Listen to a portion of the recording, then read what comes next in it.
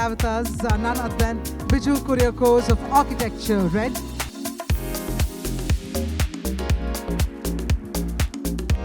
Hi, good evening. Thank you, FOAID, for having me here today. Um, it's always wonderful to come here and be part of this wonderful celebration. So I'm going to talk about a project, but I'm trying to kind of put it in the context of how we work, the kind of practice that we have. Um, it's a 10 to 15 minute talk, so I have to keep myself in control. I have some text in the slides which I'll read, otherwise I'll end up talking all over the place. It's a project called Homes Around the Trees, but before coming to the project, I'll try and kind of give a little bit of context about the practice and the kind of inquiries that we have within our practice. Across the country, cities are being remade, not gradually or organically, but rapidly and often carelessly. Growth has become our dominant narrative, but in its name, much is being erased. Places with texture and contradiction are being flattened into smooth, anonymous landscapes of glass and concrete. Streets are widened, but communities thinned. Buildings go up faster, but forget the ground they stand on. Architecture becomes a product of speed, but not of place. This is not just a crisis of architecture, it's a crisis of imagination, a deeper displacement in which values like empathy, care, and continuity are increasingly devalued. So what does it mean to practice architecture today, here in India, in our cities, amidst this friction between speed and care, the market and meaning, the density and dignity? And so as a practice, very early on we learned that if we hope to make any meaningful impact, we must engage with the complexities of the context, not from the outside, but from within. This means that rethinking our processes and methods and reimagining the very way we work. It also became clear that understanding the socio-political and economic realities that we operate in within is not optional, it is essential. And housing is one of those difficult typologies that we've been working for the past 10 years at different cities. And so similar kind of struggles and challenges when it comes to housing as well. In cities across India, the built environment increasingly feels disconnected from the lives of the people it is meant to serve. As housing developments multiply, they seem to lose their ability to foster a sense of place, sense of belonging. So what makes a place meaningful? Why do so many contemporary housing projects feel placeless? Housing is at many levels under attack today. It is caught within a number of simultaneous social conflict. There is a conflict between housing as lived social space and housing as an instrument of profit making. And this is really the challenge and the conflict we face as architects, especially the ones who deal with housing. A conflict between housing as home and housing as real estate. And so when we started working on housing projects early on, maybe about 10, 12 years back, we were very clear that we can only do meaningful housing if you are able to bring in a sense of belonging, a sense of identity, inculcate spaces that inculcate values, spaces for congregation, etc., within our housing projects. And so I'm going to talk about this one particular project which we just finished in Bangalore, where some of these challenges we look to kind of address. This is a site in a neighborhood called C.V. Raman Nagar, just off of Indira Nagar, very close to the Biophilic metro station. And you can see it's a 1 acre site. And so when you go into the site, this is what you see. And this is very true to many urban sites that we develop today. It has this wonderful old banyan tree and rain trees within that site. So how do you negotiate density in a site so complex as this? How do we kind of allow, how do we make a choice as to what needs to be retained? How do you offer certain kind of resistance to kind of approach this? You start to imagine like this, but you also know that you have to kind of do about 2.5 FSI in this particular site, a 12-story building, which kind of really pack in a lot of density into the site.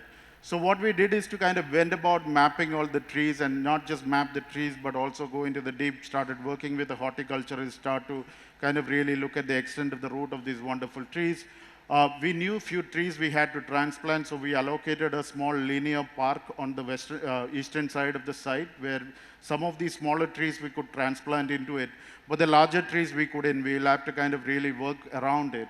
And so once we mapped those trees, what we really did is to kind of carve out this built mass around those trees so you could preserve the banyan tree, the rain trees, and the other larger trees within that site, and a way to kind of organize density. And then we started kind of coming, once that larger idea was set, we started coming into the micro level. So every floor has 4 units. And so each of the units then kind of start to get defined around a tree cluster. We were able to convince the client that in this particular site, we would like to avoid a corridor so that these units floats completely cross-ventilated and make that strong relationship to each of the tree cluster. We were able to kind of deal it as if they are 2 buildings. So we convinced the client to do 2 building cores so that every unit is accessed directly from the core, so that there are no corridors which allows or comes in the way of allowing these units to open up to each of these tree clusters.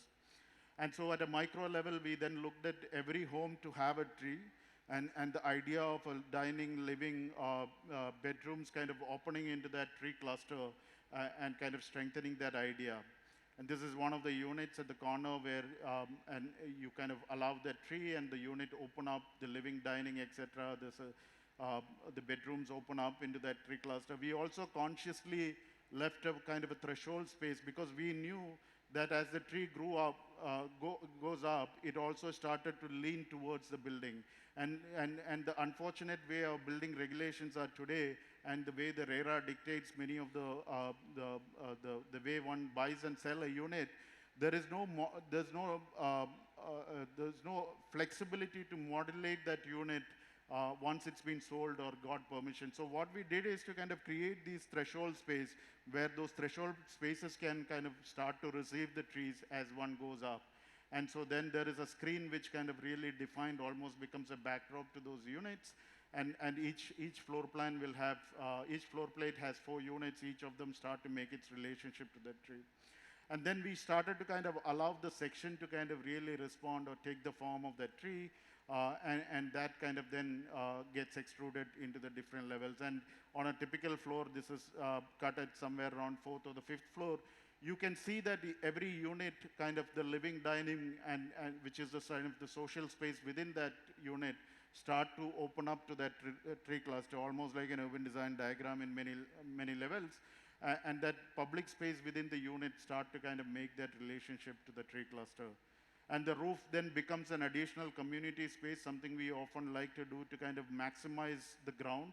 We often say the land is scarce, but the ground is about relationships. So we try and kind of get as many grounds in our buildings as possible. So the entire site then gets repeated as a community space on the roof to kind of maximize that, some sectional details of how we negotiated that density. The ground is largely left open to kind of really experience that tree. And a lot of what we could achieve is because of the way it is planned. We planned the parking in a way that most of the parking goes directly as soon as you enter into the development, into the basement. And we try and limit the amount of parking on the ground floor. By regulations, we were required to leave a fire driveway, but that fire driveway is largely used only in case of emergency. It's otherwise kind of left open as a public space. And that's where you enter. There is a reading nook which kind of opens into the banyan tree. And so the ground becomes this wonderful plane to kind of really engage and experience that tree. One of the key things we argued here is that it is not just enough to preserve the trees, but we also have to make sure the tree is connected to the day-to-day living of the people within this thing. And for us, the meaning of preservation is about that. It is not about preserving an object or a tree and leaving it as an object or a tree, but also make them part of your new way of living. And the moment you make that, there is a sense of belonging for you, or sense of connect with those trees as you go along. And that's kind of how the building looks today. It just gets carved around those tree clusters. This is the view from the top, and you know, in Bangalore, all around your site is always green, and in this particular place, the southern side is completely a forest land. And so the building just weaves around those tree clusters, and that then becomes the language of the building as well. And just because we left those trees there, it started to kind of do its own drama, even though much of it is not designed. It's just the tree doing its own things in terms of the way the light and the shadows kind of plays in. And that entire threshold space completely changes during the day because of these multiple layers through which you then start to engage with the city. It's a different way of connecting with the city as also completely different from how a typical balcony would kind of interact well. Um, and that's, like I said, the ground is left open to largely experience these trees. This is the banyan tree cluster. The ground floor also has all of these community spaces, again, largely left to kind of experience those tree clusters. And the building then just weaves around those trees and becomes a celebration of all of those things. And because these louvers are designed in a way that it can be individually operated like a typical tower bolt and a hinge, it just creates its own dynamics in terms of its facade and the way it kind of opens up to that tree cluster. As you can see here, this is inside one of the balconies. You can see here throughout the day, the mood within this space kind of changes because of the way the light filters in through these multiple layers. And one kind of engages with the city. You can make this space as intimate as you want once you close it and be in that space. But you can also open up and kind of really engage with the city in a completely different way. And that relationship kind of makes it almost very intimate because some of these details are very crude. Part of it is thanks to the sort of the value engineering of the project.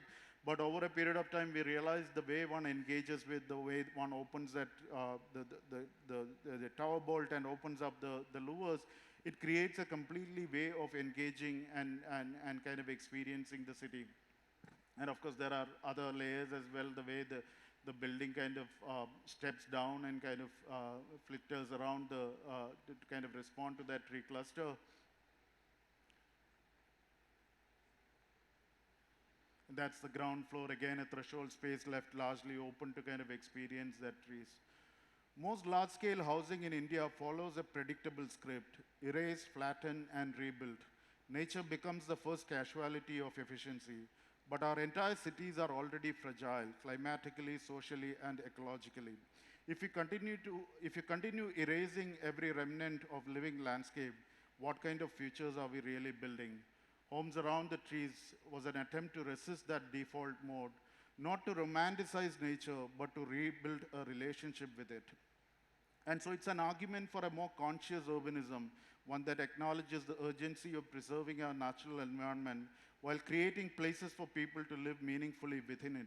In a city where development often comes at the cost of ecological loss, this project attempts to demonstrate that housing can be both dense and sensitive, both urban and green. It's a call to rethink how we build, placing nature at its core of how we conceive and inhabit our cities. It's not a radical project. It's a reminder that every site carries its own memory, its own ecology, and its own quiet intelligence. And perhaps drawing the line today is less about defining what we want to build and more about deciding what we are not willing to erase. In choosing to keep these trees, we attempted to keep something more important: the possibility of belonging. And so I just want to end with this few lines which are largely reflections of the practice that we do. And to practice in India today is to work amidst friction between urgency and thoughtfulness, growth and ground, ambition and empathy. And I'm sure as architects, we all face this. And yet within that friction lies a quiet opportunity to imagine buildings not just as objects, but as places, to make space for identity, memory, and encounter, to practice not with detachment, but with care towards people, towards context, and towards the future we are quietly shaping, one project at a time. Thank you. Thank you very much indeed, Biju.